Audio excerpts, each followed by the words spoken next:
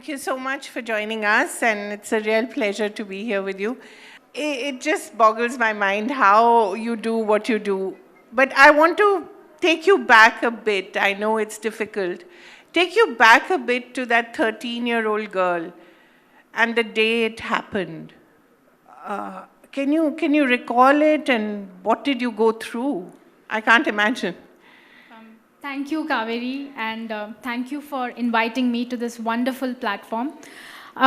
It's not difficult actually for me to go back. I think my accident, I identify myself now. My new identity is perhaps surviving the bomb blast.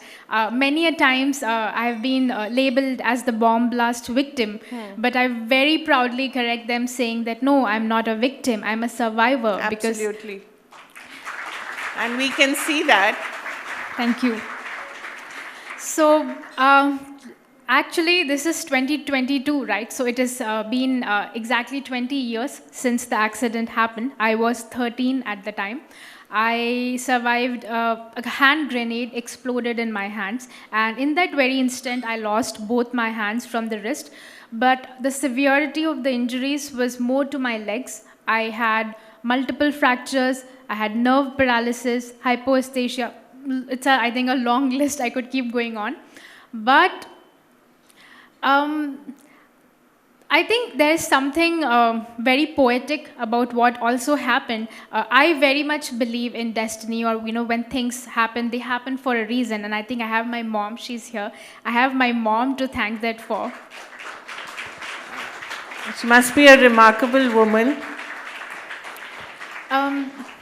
For me, to find, I very strongly believe that grief and suffering, I think it ceases to be painful the moment we find meaning. Yeah. And when this accident happened and being bedridden for 18 months and all of that physical pain, the emotional trauma, accepting this new body with two different hands, my legs are different. I was actually a Kathak dancer before the accident happened. I had learned Kathak for about 7 years. I had written several exams. I love dancing. I always used to say that dancing is in my blood. And that very instant when the accident happened, I could not dance. I still dance, but of course not as gracefully as I could. I also loved crafting, and I don't think I could do that again. So going back, thinking that all those things that perhaps I excelled at, I could not do it again. But then like I just said, there is something poetic about the accident, because what I thought I was good at, I realized with time that I may be perhaps good at different skills. Right. And I think speaking, becoming a speaker is perhaps what I discovered after the accident, and writing, and I'm still discovering new things. My recent achievement is to cook. So What did you cook? I started very simple. I'm a vegetarian, so I started with simple curries, but my recent achievement is to actually fry the paneer and make the gravy and like chop it from everything. I can be left By alone in yourself. my kitchen. Yeah, nobody would be there to help me. Amazing. So just, chop and cook, and I love cooking. I think I've always been fond of cooking even before the accident, because I've watched my mom cook, and my husband, he's a great cook, but I wanted to as well. And so I think it's every day is a new adventure now. I never know what next is going to be, and I'm very excited that my life is, different every day. But that's now, Malvika. I mean, at that age, 13, all the kids are playing, they're, discovering themselves, they're discovering their bodies. And, 13 to 15, 16, that's when, your body changes, it matures. And how was it to be at home on a bed and, your friends? I actually had these iron rods, they're called external fixators, and they were drilled inside both my legs, because my legs, they were going to amputate. The doctor said my left leg would need amputation, but just to keep it in one place, there were these drills, iron rods drilled inside. So I think for about 18 months, there was just no movement for me, nothing. I couldn't probably even get up, nothing. I just had to sit.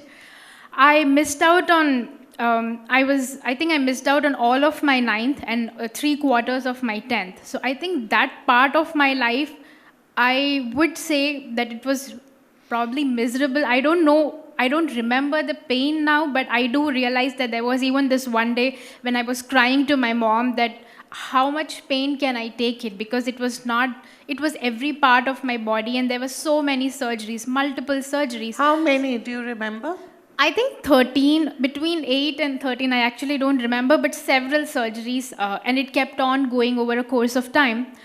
But I think that there are two stages. So one was before I gave my 10th. So the question that you asked, I have two answers for that based on the two different milestones in my life. So one was when I was still in the hospital.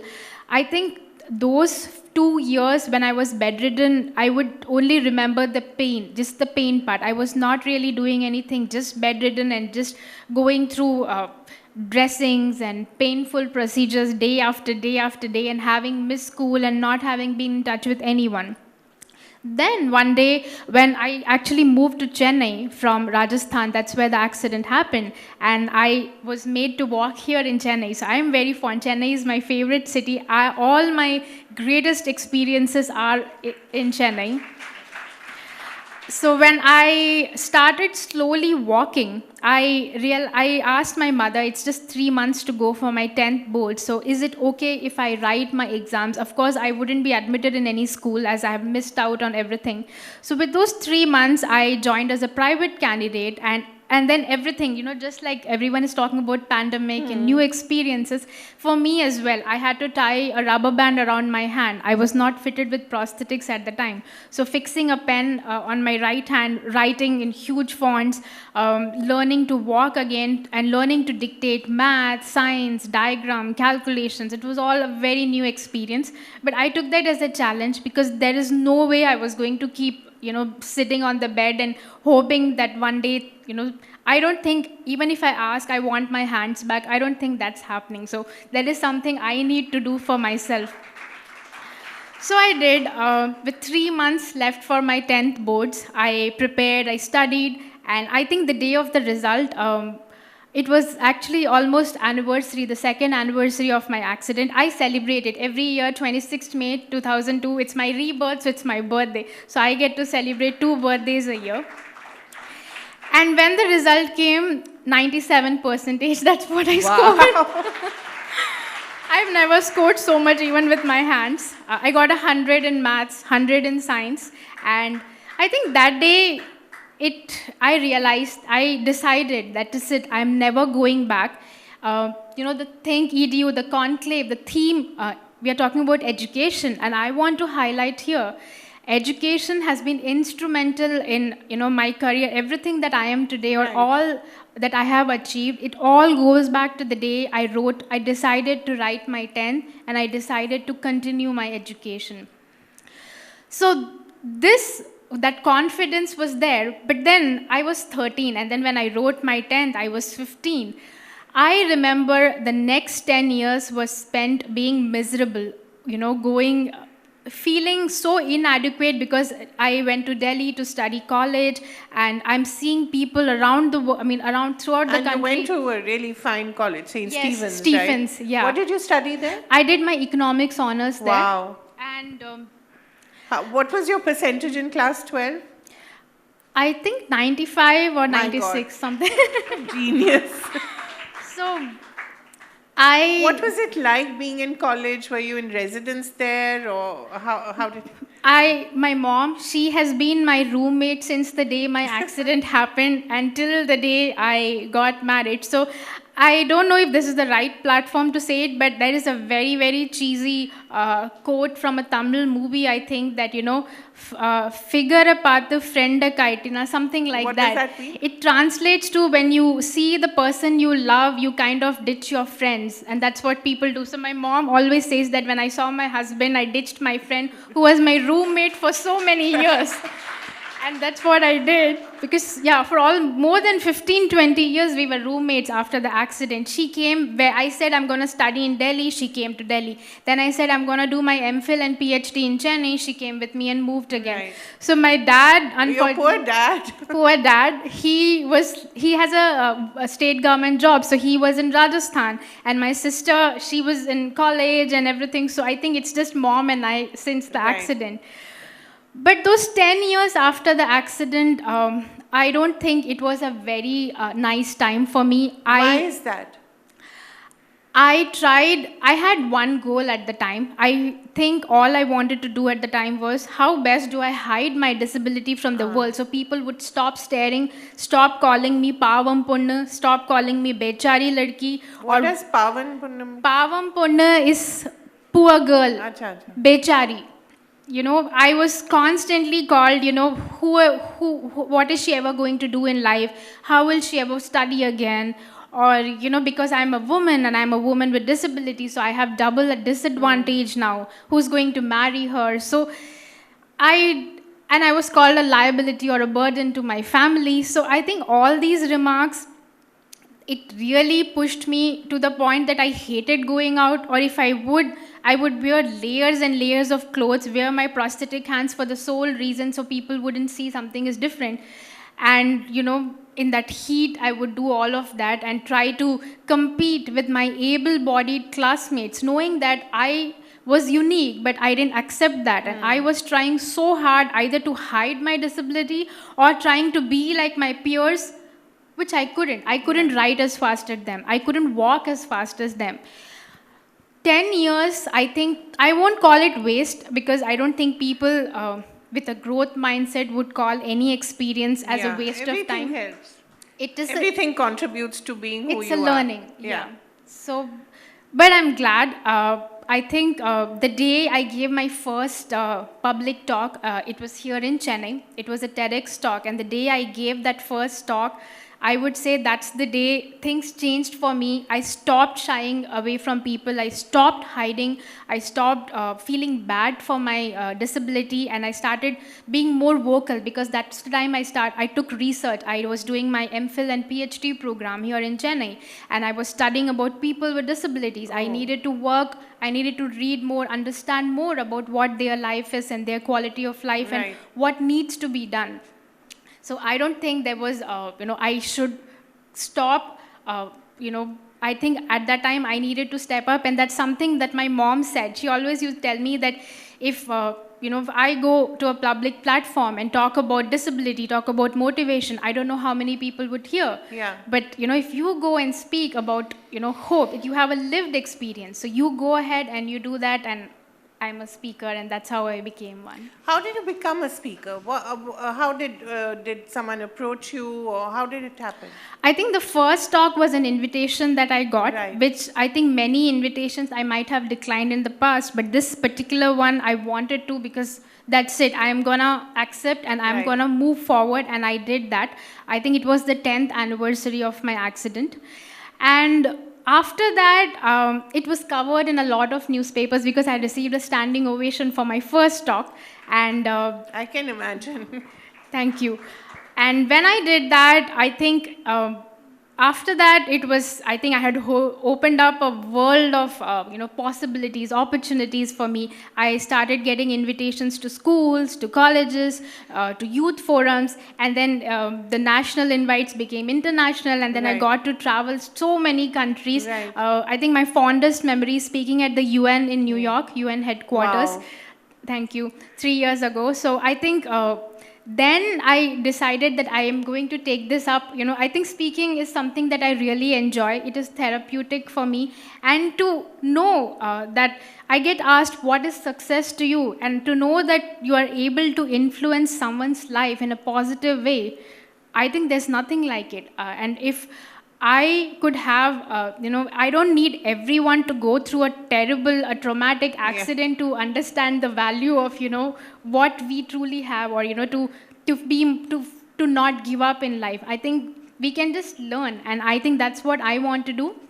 And with my work, I want to sensitize people about disability. I am working towards an inclusive India, and I think that is what my speaking and being a motivational speaker to me is all about. Right. So you talked about your mother. Talk about what she went through. She saw you suffering, and mothers can't bear their children suffering. What was it? What was it like? I have thought about this question many times. I think when I was young, a teenager, when my accident happened, maybe I didn't really understand the magnitude of what really she went through. Yeah. But I think I am around that age, maybe in, around 2 more years, 2 years less, when my mother how old she was when my accident happened.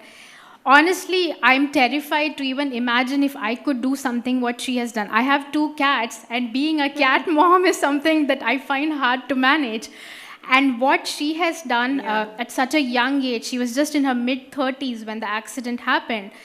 And she had another child as well, yeah. Yes, and she had to manage all of that.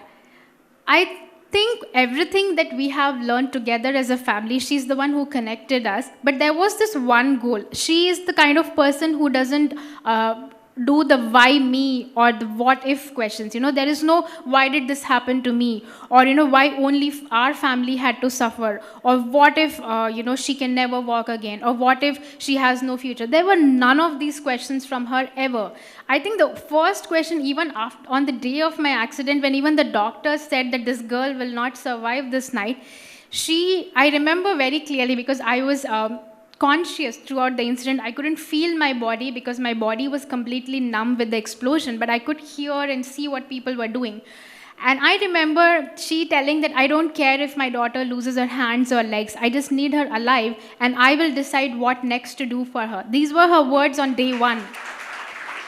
So, since this has been her attitude since day one, we never really had any time to sit and complain or blame or anything. I think it was just what next, what next. So anytime some challenge came, what next? How do we solve it? Right. So I think we learned it from her, everyone, and she's a very positive person. She says that she got it from her dad, and I'm very glad I got that positive, attitude from her.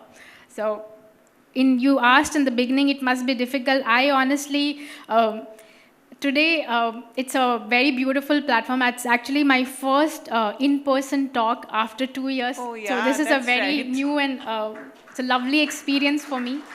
I've been giving a lot of online talks, but this is an in-person. But I think for me, this accident was supposed to happen, and these are the experiences that I was supposed to live and go through to have this beautiful life. So you talked about the heroine in your life. What about the hero in your life? How did you meet your husband? We have a very, it's a beautiful love story, a very cheesy meet cute. Let's hear it. He's a very private person, so I don't think he would, but of course I will tell you, when he proposed to me, this was almost Where did 12 you meet years. him? In 2010. So we have been together for almost for 12 years. In college, in university? We met online. Okay. And he asked me to marry him the first day we met. Nice guy. Yes, and it's... Is he based here? He is, yeah, we are both from Tamil Nadu, Okay. yes. Okay. And he is actually, that's what my mom says. My mom always says that he is just like me, because, for me to be married to someone, to see me not for my disability and never, have any kind of pity or anything. Both my mom and him, they both treat me just the same. They would be tired and they wouldn't think twice that, oh, she doesn't have hands or her legs are injured. They will be like, go and get this or make this, or, they treat me so normal that my husband often says that he forgets that I don't have hands because I behave so normally with him. And by normal, I don't mean like an able-bodied.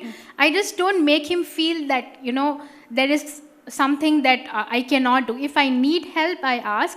But I don't think I ever use my disability as an excuse that I cannot do it. Although I remember the attitudinal discrimination that I talked about earlier, being told by so many people, that is something that I want to highlight, because people with disabilities especially, I remember I have faced that as well. When I announced that I'm going to marry my then boyfriend, now husband, a lot of people, especially someone very older in my own family, I remember asking that, is your husband, is your future husband also disabled like you? And I think that really shocked me. For a long time, I was only working about quality of life and other aspects of people with disabilities. And then I realized that relationship and marriage is also a very important aspect to study. Yeah. So my husband, he doesn't have a disability, but why is it that our society feels that, people with disability are only supposed to marry, a certain way? Yeah, I know. So I think these are the things that my own personal life and, my research has taught me.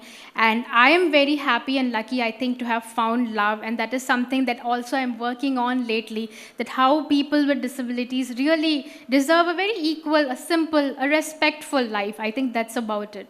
Right. In your darkest moment, did you ever think, no, I can't do this anymore? I don't think that day. I do have bad days. I do cope up with physical pain. My legs still hurt. And of course, I cope up with the PTSD that has come with the accident. Do you still get nightmares or?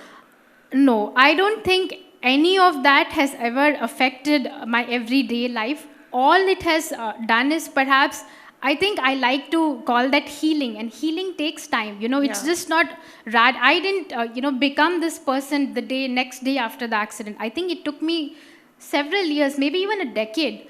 But healing happens, healing takes time. And I very strongly believe that if we give, I think for me, in both my mother, I think giving up was never on the table. It was never an option. Even today, if I take up a project, my mom, she doesn't care whether I get first rank or get the best awards or anything. She just wants to make sure that I attempt it, or I try it, or I give my best. Something, even my husband, my father, I think everyone in my family, we do that. So it doesn't really matter, right, if we lose or if we don't get what we want in the end. I think it's the attempt, it's the effort toward achievement that matters more than the achievement.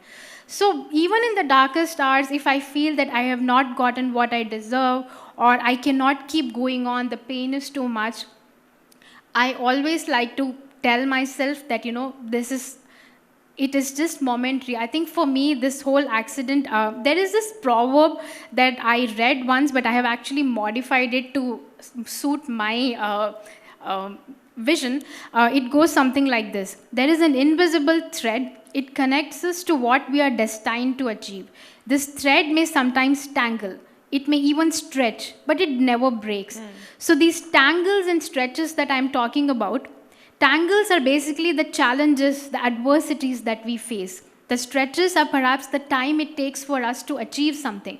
But no matter what challenges, no matter how long, our patience get tested, what we are destined to achieve, we truly do. So even in my darkest times, I believe that whatever is meant for me, I think it will happen. It will take time. It took me 10 years I think it took me 15 years to accept my body. It took me several years for everything that I have worked for. So why not give everything the time it needs and deserves? So. Last question. I think that your whole suffering, and there must have been so many stages of suffering. Grief, understanding why it happened, then of course, coming to terms with it. Who was the greatest help apart from your mother? Did you turn to God? Did you turn to a spiritual leader? What was it? Reading? What helped you?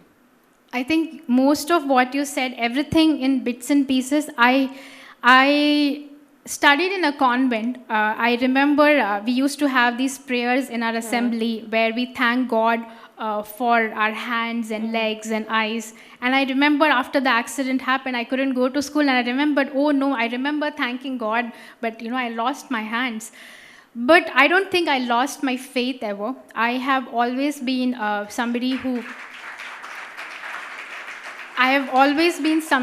has all believed in God. I even think that this place that I'm here today talking to you, it is also very much because the strength that I have, of course, I tell it's my mother, but perhaps she's somebody who's God sent to me, you know.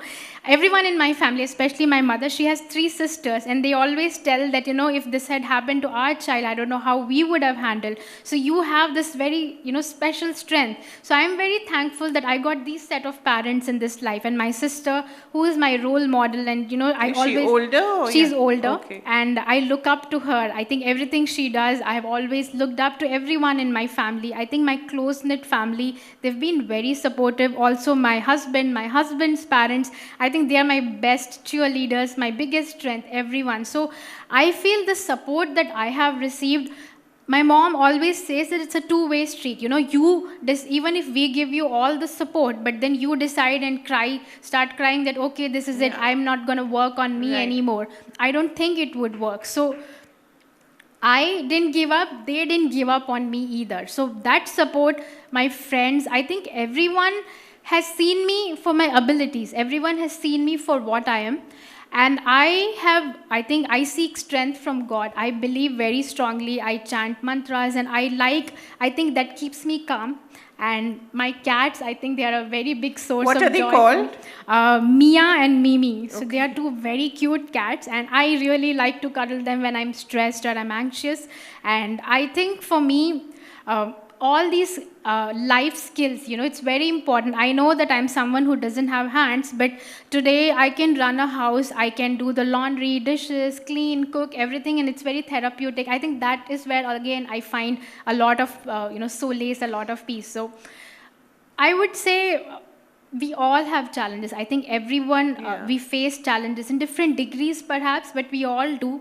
But if we have something to hold on to, something to look forward to, I think it becomes easier. And that's what I would say I believe in. That is, like today, this morning, I was having a very stressful day, but I had this talk to look forward to, and it just made my whole day pleasurable. So I think that is what we need to do, just to have something to look forward to. So, 20 years ago, there was you. 10 years from now, where do you see yourself? Oh, I actually have never thought about that, because I used to score between 60 and 70% when in my 8th grade. The accident happened, and then I got a 97. I never thought Malvika, who was so good at dancing and crafting and extracurriculars and not at academics, doing a doctorate and receiving her, PhD 3 years ago. So I don't think everything that has happened to me after the accident, it's a surprise. I did take up every opportunity that came my way, did my best, but everything, I would say, is a bonus. That's what my mom says. For us, you smiling and not, just being happy, that is all we needed from you after the accident. She said, me and dad, that is all we needed. You could have done anything with your life, we wouldn't care, but we just wanted you to be happy. So everything that you've achieved is a bonus for us, is a bonus for you. So it really doesn't matter where your life takes. I really don't know if I have an answer to it, but I'm really hoping I work more on inclusion. I get to inspire more people, perhaps do a master's in psychology, something that I really want to, but I don't know. I really don't know where my life will take me, but I'm hoping that it will be adventurous the way it has been in the last 20 years.